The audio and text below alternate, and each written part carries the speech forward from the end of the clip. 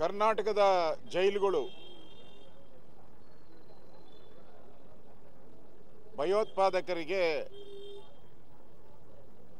ಒಂದು ಸ್ವರ್ಗ.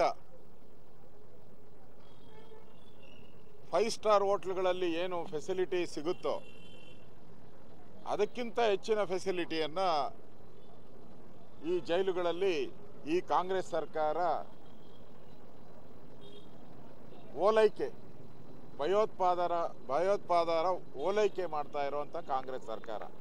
ಕಾಂಗ್ರೆಸ್ ಪಾರ್ಟಿ ಇವತ್ತು ಜಾತ್ಯತೀತ ಪಾರ್ಟಿಯಾಗಿ ಉಳಿದಿಲ್ಲ. ಕಾಂಗ್ರೆಸ್ ಪಾರ್ಟಿ ಕೋಮುವಾದಿ ಪಾರ್ಟಿಯಾಗಿದೆ. ದೇಶದ ಮೇಲೆ ಬಾಂಬ್ ಹಾಕುವಂಥವರು, ದೇಶದಲ್ಲಿ ಹಿಂದೂಗಳನ್ನು ಕೊಲೆ ಮಾಡ್ತಕ್ಕಂಥವ್ರು, ದೇಶವನ್ನು ವಿಭಜನೆ ಮಾಡ್ತಕ್ಕಂಥ ಯಾವ ಸಂಸ್ಥೆಗಳಿದೆ, ಪಾಕಿಸ್ತಾನದ ಸಂಸ್ಥೆಗಳು, ಅವರಿಗೆ ಕಳೆದ 2.5 ವರ್ಷದಿಂದನೂ ಕೂಡ ಇಲ್ಲಿ ರಾಜಾತಿಥ್ಯವನ್ನು ಕೊಡ್ತಾ ಇದ್ದಾರೆ. ಕುಕ್ಕರ್ ಬಾಂಬ್ ಬ್ಲಾಸ್ಟ್ ಮಾಡಿದವ್ರನ್ನ ಬ್ರದರ್ ಅಂದರು. ವಿಧಾನಸೌಧದಲ್ಲಿ ಪಾಕಿಸ್ತಾನ ಜಿಂದಾಬಾದ್ ಅನ್ನೋರಿಗೆ ಸ್ಟೇಷನ್ನಲ್ಲಿ ಕರೆದು ಬಿರಿಯಾನಿ ಕೊಟ್ಟು ಮನೆಗೆ ಕಳಿಸ್ತರು. ಅವ್ರನ್ನೇನು ಅರೆಸ್ಟೇ ಮಾಡಲಿಲ್ಲ. ಒಂದು ರೀತಿ ಕಾಂಗ್ರೆಸ್ ಪಾರ್ಟಿ ಪರೋಕ್ಷವಾಗಿ ಇವತ್ತು ಬೆಂಬಲ ಕೊಡ್ತಾ ಇದೆ. ನೇರವಾದಂಥ ಆಪಾದನೆಯನ್ನು ಮಾಡ್ತಾ ಇದ್ದೀನಿ. ಯಾಕಂದರೆ ಸುಮಾರು 5 ಕೋಟಿ ಕೊಟ್ಟು ಅಲ್ಲಿ CCTV ಕ್ಯಾಮ್ರಾ ಹಾಕಿದ್ದೀರಿ. 5 ಕೋಟಿ, ಒಂದಲ್ಲ ನೂರಾರು CCTV ಕ್ಯಾಮ್ರಾಗಳು. ಒಂದು ವರ್ಕ್ ಆಗಿಲ್ವಾ? ಏನೋ ಒಂದು ಕೆಟ್ಟೋಗಿದೆ, 10 ಕೆಟ್ಟೋಗಿದೆ, ಓಕೆ. ನೂರಾರು CCTV ಕ್ಯಾಮ್ರಾಗಳು ಯಾರು ಆಫ್ ಮಾಡಿದವರು? ಸರ್ಕಾರದ ಆದೇಶ ಇಲ್ಲದೆ ಆಫ್ ಹೆಂಗೆ ಆಗ್ತೈತೆ? ಯಾವನ ಒಬ್ಬ ಕಾನ್ಸ್ಟೇಬಲ್ ಒಂದನ್ನು ಆಫ್ ಮಾಡ್ಬೋದಪ್ಪ, ಒಂದನ್ನು ತಿರುಗಿಸ್ಬೋದು. ನೂರಾರು CCTV ಕ್ಯಾಮ್ರಾಗಳು ಹೆಂಗೆ ಒಂದೇ ಸರಿ ಆಫ್ ಆಗುತ್ತೆ?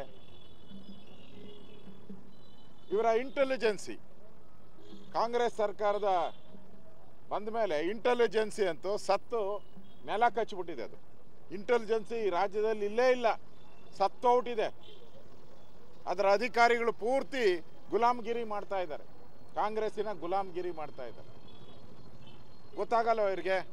ಒಳಗಡೆ ಮೊಬೈಲ್ ಹೋಗೋದು ಗೊತ್ತಾಗಲ್ಲ, ಒಳಗಡೆ ಎಣ್ಣೆ ಹೋಗೋದು ಗೊತ್ತಾಗಲ್ಲ, ಒಳಗಡೆ ಗಾಂಜಾ ಹೋಗೋದು ಗೊತ್ತಾಗಲ್ಲ, ಒಳಗಡೆ ಮಾಂಸ ಹೋಗೋದು ಗೊತ್ತಾಗಲ್ಲ. ಕ್ಯಾಬ್ರೆ ಬೇರೆ ಒಳಗಡೆ, ಮೇಲ್ ಕ್ಯಾಬ್ರೆಗಳು ನಡೀತಾ ಇದೆ. ಇವತ್ತು ಫೋಟೋಗಳು ಬಂದಿದೆ, ಅಲ್ಲಿ ಡ್ಯಾನ್ಸ್ ನಡೀತಾ ಇರೋವಂಥದ್ದು.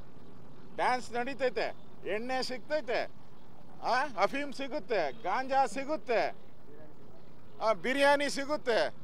ಇನ್ನೇನು ಬೇಕು? ಅವ್ರ ಹೊರಗಡೆ ಇವೆಲ್ಲ ಕಷ್ಟ ಸಿಗೋದು, ಅಲ್ಲಿ ಆರಾಮಾಗಿ ಸಿಗ್ತೈತೆ. ಮತ್ತು ಇನ್ನೊಂದು, ಮೊಬೈಲ್ ಕೊಟ್ಟು ಅಲ್ಲಿಂದ ಬ್ಲ್ಯಾಕ್ ಮೇಲ್ ಮಾಡ್ತಾ ಇದ್ದಾರೆ. ಬೇರೆ ಬೇರೆ ಬಿಸ್ನೆಸ್ ಮ್ಯಾನ್ಗಳನ್ನು, ದೇಶದಲ್ಲಿರೋ ಬಿಸ್ನೆಸ್ ಮ್ಯಾನ್ಗಳನ್ನು ಅಲ್ಲಿಂದ ಬ್ಲ್ಯಾಕ್ ಮೇಲ್ ಮಾಡಿ ದುಡ್ಡು ತರಿಸ್ಕೊಳಕ್ಕೂ ಕೂಡ ಈ ಸರ್ಕಾರ ಸಹಾಯ ಮಾಡ್ತಾ ಇದೆ. ಇಲ್ಲಿನ ಪೊಲೀಸ್ ಇಲಾಖೆ ಸಹಾಯ ಮಾಡ್ತಾ ಇದೆ. ಇಲ್ಲ ಅಂದರೆ ಹೆಂಗೆ ಅವ್ರಿಗೆ ಅಷ್ಟೊಂದು ದುಡ್ಡು ಬರ್ತೈತೆ? ಯಾಕೆಂದರೆ ಜೈಲುಗಳಲ್ಲಿ ನಿಮಗೆ ಈ ರೇಟಿಗೆ ಸಿಗಲ್ಲ. 100 ರೂಪಾಯಿ ಇರೋದು 10,000 ರೂಪಾಯಿ ಕೊಡಬೇಕಲ್ಲಿ. ಲಕ್ಷಾಂತರ ರೂಪಾಯಿ ಕೊಡಬೇಕು. ಇದಕ್ಕೆ ಕೋಟ್ಯಾಂತರ ರೂಪಾಯಿ ಹಣ ಬೇಕು. ಆ ಕೋಟ್ಯಾಂತರ ರೂಪಾಯಿ ಹಣ ಎಲ್ಲಿಂದ ಬರುತ್ತೆ? ಯಾರು ಕಳಿಸ್ಕೊಡ್ತಾರೆ? ಈ ಭಯೋತ್ಪಾದಕರಿಗೆ ಇಷ್ಟೊಂದು ದುಡ್ಡು, ಈ ರೌಡಿಗಳಿಗೆ ಇಷ್ಟೊಂದು ದುಡ್ಡು ಯಾರು ಕೊಡ್ತಾರೆ? ಅಂದರೆ ಕಾಂಗ್ರೆಸ್ ಅವರು ಒಂದು ರೀತಿ ಮುಸ್ಲಿಂ ಓಲೈಕೆ ಮಾಡೋ ಮುಖಾಂತರ ಫ್ರೀಯಾಗಿ ಬಿಟ್ಬಿಟ್ಟವ್ರೆ. ಫ್ರೀ, ಇದು ಫ್ರೀ. ಇನ್ಮೇಲೆ ಜೈಲ್ ಫ್ರೀ. ಇಷ್ಟು ದಿನದಿಂದ ಏನೇನೋ ಫ್ರೀ ಕೊಡ್ತಿದ್ದಲ್ಲ, 5 ಗ್ಯಾರಂಟಿ, ಫ್ರೀ ಫ್ರೀ ಫ್ರೀ ಅಂತ. ಈಗ ಜೈಲೊಳಗೆ ಹೋದರೆ ರಾಜ್ಯಾತೀತ ಫ್ರೀ, ರಾಜ್ಯ ಅತಿಥಿ ಫ್ರೀ, ನಿಮಗೆ ಡ್ಯಾನ್ಸ್ ಫ್ರೀ, ಎಣ್ಣೆ ಫ್ರೀ. ಸರ್ಕಾರನೇ ಹೇಳಿಬಿಟ್ಟೈತೆ, ಎಣ್ಣೆ ನಿಮ್ಮದು ಮಾಂಸ ನಮ್ಮದು ಅಂತ ಹೇಳಿದ್ರಕ್ಕೂ, ಇಲ್ಲ ಮಾಂಸ ನಿಮ್ಮದು ಎಣ್ಣೆ ನಮ್ಮದು ಅಂತ. ಆ ರೀತಿ ಸರ್ಕಾರ ನಾಚಿಕೆ ಆಗಬೇಕು. ಈ ಯಾವ ರಾಜ್ಯದಲ್ಲೂ, ಬಿಹಾರದಲ್ಲೂ ಈ ಥರದ ಜೈಲುಗಳನ್ನು ನಾವು ನೋಡೋಕ್ಕಾಗಲ್ಲ. ಅಷ್ಟು ವರ್ಸ್ಟ್. ಇಷ್ಟೊಂದು ಹಣ ಖರ್ಚು ಮಾಡಿ ಕೇಳಿದ್ರೆ ವರದಿ, ಮುಖ್ಯಮಂತ್ರಿ ಹೇಳ್ತಾರೆ, ಗೃಹ ಸಚಿವ ವರದಿ ತರಿಸ್ಕೊತೀನಿ. 2.5 ವರ್ಷದಿಂದ ಏನು ಕತ್ತೆ ಕಾಯ್ತಾ ಇದ್ರಾ? ಆವಾಗ ವರದಿ ಬಂದಿರಲ್ವಾ? ನಿಮ್ಮ ಇಂಟೆಲಿಜೆನ್ಸಿ ಹೇಳಿರಲ್ವಾ ನಿಮಗೆ? ನಿಮ್ಮ ಜೈಲು ಅಧಿಕಾರಿಗಳು ಏನು ಮಾಡ್ತಾಯಿದ್ರು? ಮತ್ತು ಮಾಡಿಸೋದು ನೀವೇ, ಅಲ್ಲಿಂದ ಫೋಟೋ ತೆಗೆದು ಆಚೆ ಬರೋದು ನಿಮ್ಮದೇ ಸ್ಕೀಮು. ಒಳ್ಳೆ ಸ್ಕೀಮು. 2 ಗ್ಯಾಂಗ್ ಐತೆ ಅಲ್ಲಿ, ಜೈಲಲ್ಲೇ 2 ಪಾರ್ಟಿ, ಒಂದು ಸಪ್ಲೈ ಮಾಡೋ ಪಾರ್ಟಿ, ಇನ್ನೊಂದು ಫೋಟೋ ಮಾಡೋ ಪಾರ್ಟಿ. ದರ್ಶನ್ ಒಂದು ಸಿಗರೇಟ್ ಸೇದಿದ್ದಕ್ಕೆ ಸುಪ್ರೀಂ ಕೋರ್ಟ್ವರೆಗೂ ಹೊಟ್ಟೋದ್ರಲ್ಲಪ್ಪ ನೀವು. ಕಾಂಗ್ರೆಸ್ ಪಾರ್ಟಿಯವರು ಸುಪ್ರೀಂ ಕೋರ್ಟ್ವರೆಗೂ. ನಾನು ಬೆಂಬಲ ಮಾಡಲ್ಲ ಯಾರಿಗೂ, ತಪ್ಪೇ ಯಾರು ಮಾಡಿದ್ರು. ದರ್ಶನ್ ಸಿಗರೇಟ್ ಸೇದಿದ್ದಕ್ಕೆ ಸುಪ್ರೀಂ ಕೋರ್ಟ್ವರೆಗೂ ಅಪೀಲ್ ಹೋಗಿ ಬೇಲ್ ಕ್ಯಾನ್ಸಲ್ ಮಾಡಿದ್ರಲ್ಲ, ಇವ್ರಿಗೇನು ಮಾಡ್ತೀರಾ ಈಗ? ಇವ್ರಿಗೇನು ಮಾಡ್ತೀರಾ ಹೇಳ್ರಿ? ಹೋಗ್ತೀರಾ ಸುಪ್ರೀಂ ಕೋರ್ಟ್ಗೆ? ಧೈರ್ಯ ಇದ್ರೆ ಹೋಗಿ ಸುಪ್ರೀಂ ಕೋರ್ಟ್ಗೆ. ಇಷ್ಟೊಂದು ಅನಾಹುತ ಆಗಿದೆಯಲ್ಲ. ಇದು ಕಾಂಗ್ರೆಸ್ ಪ್ರಾಯೋಜಿತವಾದಂಥ ಭಯೋತ್ಪಾದಕರ ಒಂದು ಸಾಫ್ಟ್ ನೇಚರ್ ಏನಿದೆ. ನೀವು ಈಗಾಗಲೇ KFD ಪಾಪ್ಯುಲರ್ ಫ್ರಂಟ್ ಅವ್ರನ್ನೆಲ್ಲ ಹಾಸನದಲ್ಲಿ, ಹುಬ್ಳಿಯಲ್ಲಿ, ಈ ಶಿವಾಜಿನಗರದಲ್ಲಿ ಆಯ್ತಲ್ಲ, ಯಾವುದು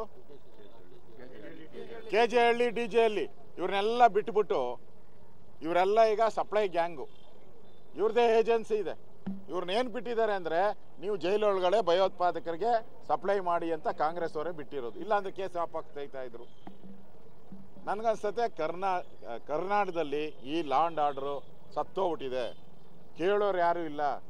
ಈ ಮುಖ್ಯಮಂತ್ರಿ ಉಪಮುಖ್ಯಮಂತ್ರಿ ಕಚ್ಚಾಡದಲ್ಲಿ ಈ ಗೃಹ ಸಚಿವರು ಕಾಣೆ ಆಗಿದ್ದಾರೆ. ಏನು ಕೇಳಿದ್ರು ನೋಡೋಣ, ವರದಿ ತರಿಸ್ಕೊಂತೀನಿ, ಮಾತಾಡ್ತೀನಿ, ನನಗೆ ಗೊತ್ತಿಲ್ಲ, ಇಷ್ಟೇ.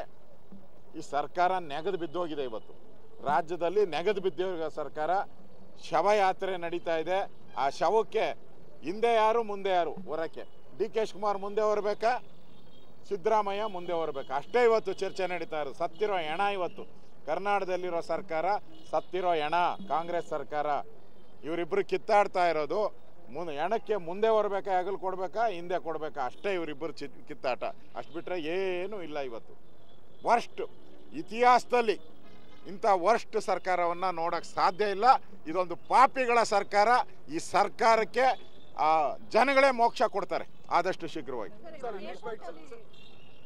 ಏರ್ಪೋರ್ಟ್ ಅಲ್ಲಿ ಸಾಮೂಹಿಕ ನಮಾಜ್ ಮಾಡಿದ್ದಾರೆ. ಅದು ಕೇಂದ್ರದಡಿ ಬರುವಂತ ಏರ್ಪೋರ್ಟ್ ಅಥಾರಿಟಿ. ನೋಡಿ, ಅಲ್ಲಿ ಈ ಸರ್ಕಾರ ಒಂದು ರೀತಿ ಮುಸ್ಲಿಮರ ಓಲೈಕೆ ಮಾಡ್ತಾ ಇರೋದ್ರಿಂದ ಏನು ಹೇಳೋರು ಕೇಳೋರಿಲ್ಲ. ಕರ್ನಾಟಕದಲ್ಲಿ ನಡೀತಾ ಇರೋದು, ಬೇರೆ ರಾಜ್ಯದಲ್ಲ ಇದು ನಡೀತಾ ಇರೋದು. ಕರ್ನಾಟಕದಲ್ಲಿ ನಡೀತಾ ಇದೆ. ಕರ್ನಾಟಕದಲ್ಲಿ ನಡೀತಾ ಇದೆ ಅಂತಂದರೆ ಸಿದ್ದರಾಮಯ್ಯ ಪ್ರಾಯೋಜಿತ ಇದೆಲ್ಲ. RSS ಅವ್ರನ್ನ ಕಂಡ್ರೆ ದುರ್ಗುಟ್ಕೊಂಡು ನೋಡೋದು, ಮುಸ್ಲಿಮನ್ರ ಕಂಡ್ರೆ ತಪ್ಕೊಳೋದು, ಟೋಪಿ ಹಾಕ್ಕೊಳೋದು, ಇಷ್ಟೇ ಇವ್ರದ್ದು. ಅದರಿಂದ ಈ ಘಟನೆ ಏನಿದೆ ಇದು ಕಾಂಗ್ರೆಸ್ ಇರೋವಂಥ ಸರ್ಕಾರದಲ್ಲಿ ಮಾತ್ರ ಆಗೋದು. ಇದು ಏರ್ಪೋರ್ಟ್ಗಳಲ್ಲಿ, ಬೇರೆ ಏರ್ಪೋರ್ಟ್ಗಳಲ್ಲಿ ಇದು ಆಗಕ್ಕೆ ಸಾಧ್ಯ ಇಲ್ಲ. ಇದನ್ನು ಕೂಡ ಕಾಂಗ್ರೆಸ್ ಪ್ರಾಯೋಜಿತ ಅಂತಲೇ ಹೇಳ್ಬೋದು.